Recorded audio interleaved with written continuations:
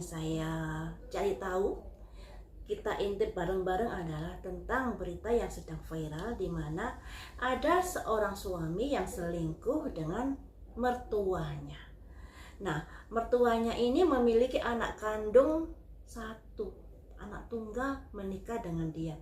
Kok tega-teganya seorang ibu menikung dari belakang keluarga anaknya?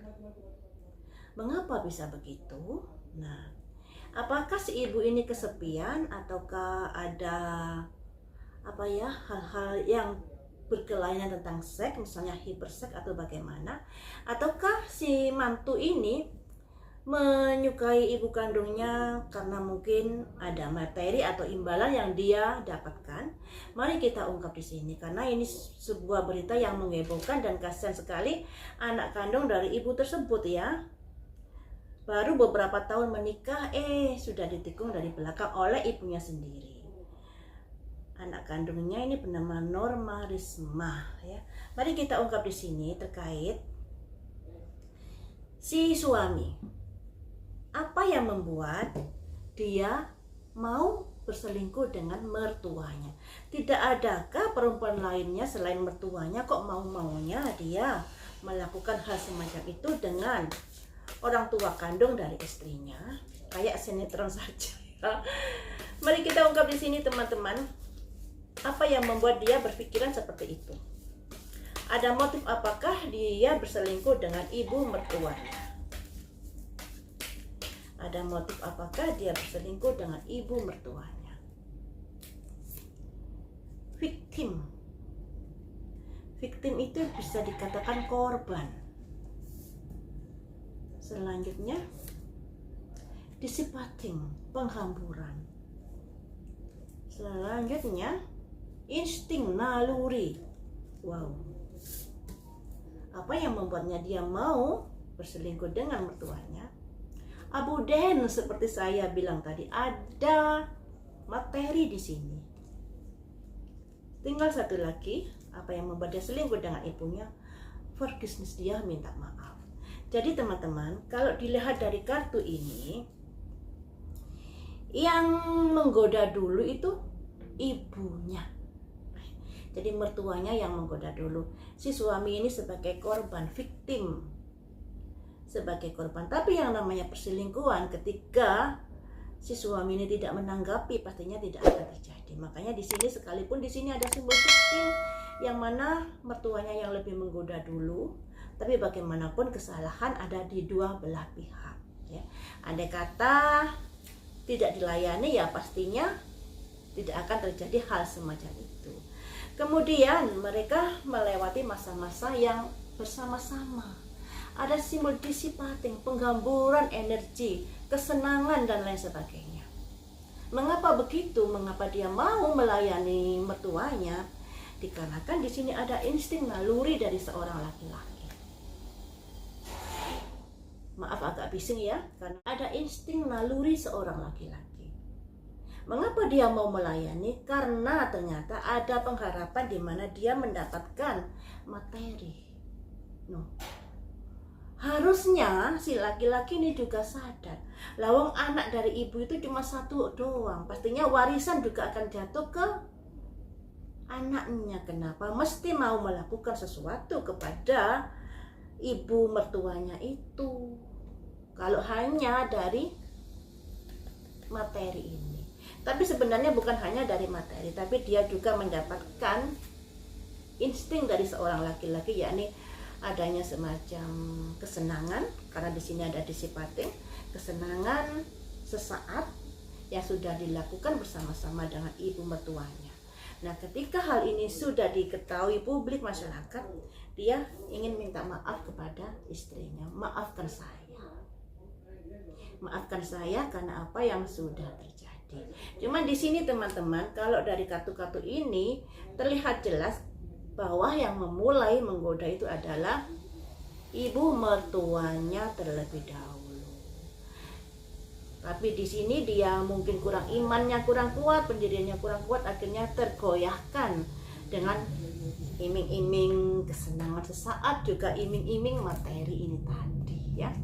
Jadi lebih cenderung ke kesenangan sesaat dan materi. Di sini tidak ada simbol rasa cinta pada ibu mertuanya. Lebih untuk bersenang-senang dan apa yang akan didapat, yang akan diberikan ibu mertua kepadanya mungkin berbentuk materi dan lain sebagainya. Tapi itu saya rasa sebuah tindakan yang bodoh ya, karena ibu ini memiliki anak tunggal. Semuanya harta pasti untuk anak tunggalnya, nggak mungkin untuk anak, nggak mungkin untuk orang lain. Tapi kenapa ya si laki-lakinya kok ya mau, si ibunya ini kok ya begitu. Jadi kayak aduh nggak bisa dinalar. Mari kita ungkap di sini apa yang membuat ibunya ini tega banget menggoda mantunya.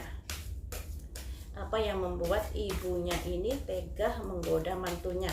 Karena di prediksi tadi yang mulai duluan adalah ibunya ya. Apa yang membuat ibunya ini menggoda mantunya? Miracle, keajaiban.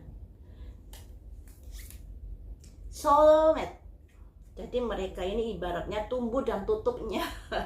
Ada soulmate di sini, ada sebuah hubungan yang mungkin saling klik ya. Selanjutnya, Rinneval berharap ada perubahan hari esok yang lebih membahagiakan. Enlightenment, kurang adanya kesadaran. Passion, semangat. Nah, seperti yang saya bilang tadi, yang bersemangat untuk menggoda duluan itu adalah ibu mertuanya. Sebenarnya ibu mertuanya memang ada perasaan suka kepada mantunya. Ada soulmate di sini. Benih-benih cinta itu tumbuh. Harapannya ada keajaiban terhadap perasaannya pada si laki-laki tersebut. Nah, si ibu ini ngebet banget untuk bisa bersama laki-laki tersebut walaupun diam-diam. Ada simbol passion di sini. Berharap ada keajaiban di dalam hubungan tersebut. Misalnya keajaiban ini sekalipun mereka adalah mantu dan mertua, harapannya akan ada hubungan yang bisa berjalan, dan harapan ini ingin diwujudkan oleh ibu mertuanya. Kenapa bisa begitu? Karena di sini si ibu ini kurang adanya kesadaran, kurang adanya pencerahan di dalam hidupnya.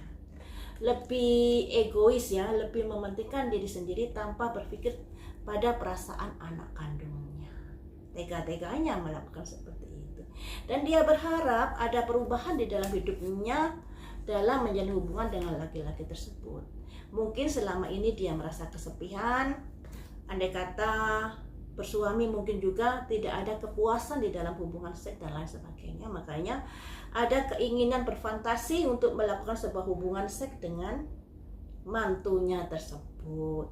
Apalagi di chatting HP-nya kan sudah dibaca oleh Norma bahwa ada kata-kata dari ibunya yang juga menjurus ke arah hubungan seks. Nah, seperti itu teman-teman. Jadi ya semoga saja ada kesadaran di dalam diri jiwa baik mantu dan ibu mertuanya.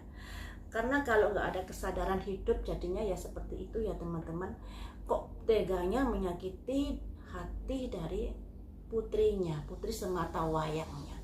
Dan si suaminya juga apa nggak ada sih perempuan lain yang lebih cantik atau lebih muda daripada ibu mertuanya? Kok sampai selingkuh dengan ibu mertuanya?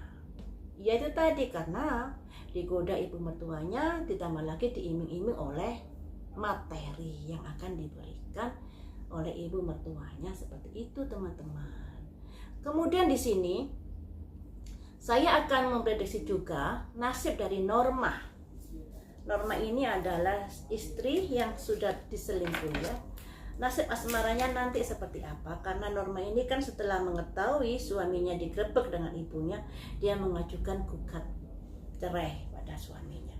Ingin saya prediksi bagaimanakah nasib Norma ini, dan konon katanya Norma ini mengalami trauma terhadap kejadian-kejadian tersebut.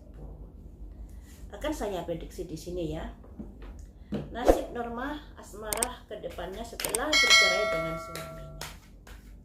Tindakan Norma ini sangat tepat karena suami yang seperti itu nggak bisa dipelihara ya teman-teman. Baru pernikahan berumur seumur jaga, kok mau-maunya selingkuh dengan mertuanya sendiri.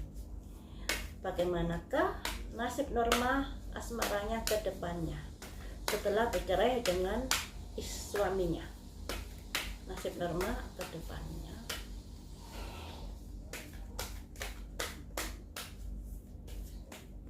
Norma ada kesuksesan di sini. Ada demon, tapi ada kekhawatiran. Traumanya masih mengikuti teman-teman. Semangat dia berusaha untuk membenahi dirinya, terutama mental psikologisnya. Dia mampu untuk mengatasi itu nantinya, sekalipun butuh proses ya, nggak bisa segera untuk sembuh dari luka batinnya. Ada kebahagiaan. Ya, puji syukur, alhamdulillah untuk Norma. Jadi ini ada semangat Norma untuk bisa sembuh lagi dari traumanya, dari luka batin terhadap apa yang sudah dialaminya. Biasanya orang-orang yang sedang mengalami luka batin seperti ini ada kekhawatiran, ada ketakutan untuk menikah lagi. Tapi di sini puji syukurnya Norma sangat gigih berusaha untuk memulihkan mentalnya, memulihkan psikologisnya, dan di sini ada simbol 2 kesuksesan. Awal kartu ada simbol 10 koin, kemapanan, kerejekian, juga ada simbol 10 cangkir, sebuah keluarga yang bahagia. Jadi di sini teman-teman, suatu saat nanti Norma akan menikah lagi dan akan mendapatkan kebahagiaan yang luar biasa di dalam keluarganya. Jadi untuk Norma saat ini, kamu jangan bersedih. Apapun yang terjadi itu sebagai, anggap aja sebagai nasib yang harus dilewati. Kemudian legowo saja menerima apa yang sudah terjadi. Dengan kelegowoan kamu akan bisa lebih ringan beban yang kamu pikul, dan kamu bisa lebih ikhlas melalui kehidupan hari demi hari tanpa ada rasa dendam pada ibu kandungmu, juga pada mantan suamimu nanti. Dan di depan kehidupanmu akan lebih baik daripada kehidupanmu di belakang yang kemarin-kemarin itu. Ada semacam proses, tidak bisa segera langsung mendapatkan gantinya, tapi kamu melalui proses di mana penyembuhan luka batinmu, kamu harus semangat untuk sembuh, harus bisa menaklukkan kondisi kejiwaanmu. Dan ketika kamu sudah siap, sudah membuka hati, sudah tidak ada rasa yang kamu khawatirkan dalam hal berumah tangga, nanti akan ada seseorang yang datang dan dialah yang akan membahagiakanmu di kehidupan kelak nanti. Jangan bersedih lagi, jangan sakit hati lagi, tatap masa depan dengan bahagia. Sampai di sini dulu, lain waktu kita sambung lagi.